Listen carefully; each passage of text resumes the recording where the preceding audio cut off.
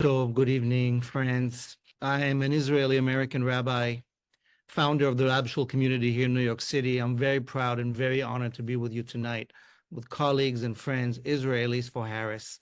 I'm actually right now downtown New York at the Museum of Jewish Heritage, a living memorial for the Holocaust, at a very moving event celebrating Jewish educators nationwide. And I stepped out to be with you with this great responsibility of speaking up urgently for the values that I believe must help all of us make a difference in a world so hurting at this time and in a country that needs great leaders. I just got back from my 10th trip to Israel since October 7th. I've been going back and forth to be in solidarity with my family and friends, many on the front lines, nephews, cousins, friends of all ages, showing up to support the work tirelessly done by so many to heal the hurting, and so many who refuse to give up on hope, give up on peace, give up on justice for all the people of our beloved land.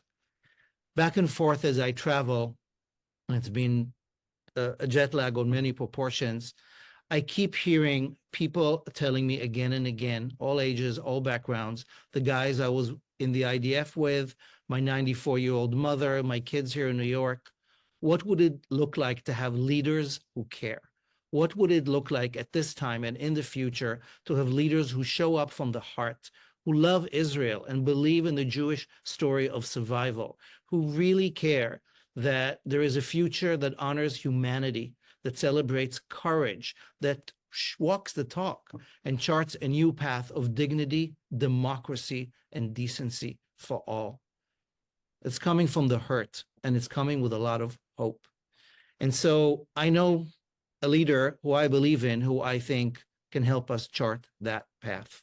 I had the honor of meeting Vice President Harris in her home in DC, together with Doug Emhoff during the first Hanukkah in their home, when they celebrated the first menorah in the vice presidential mansion and proudly pointed to the mezuzah that they just hung up, again, a first. I was there with Jewish leaders from all walks of life who were impressed and inspired by the joy, by the dedication, by the warmth. You can't dial that in.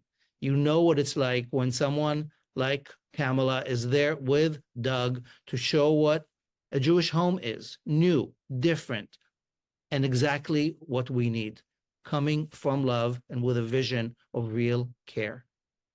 A dear friend of mine is the rabbi in Washington, D.C., where Doug often goes to pray, and in the last month and the last months has often shared with me how the warmth and the care both of Mr. Emhoff and the vice president is felt constantly. Phone calls and attention, not just on the big public events, but privately behind the scenes. I know she cares for Israel, for the Jewish people, for the threat of anti-Semitism, for the real future of hope for our people and all people.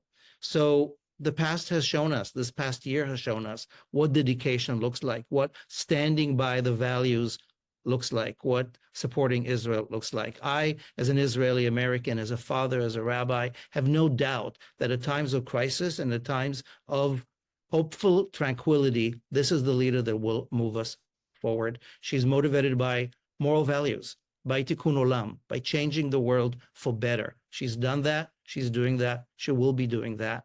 And vision, clarity, love, strategy, joy, hope. This is what we need right now. This is the leader that I will hope will help us build a better world. And I hope you join me in making history this coming election. What other path do we have? Forward with joy and with hope. Toda rabba. Thank you very much. I hope to join you many times. Laila tov.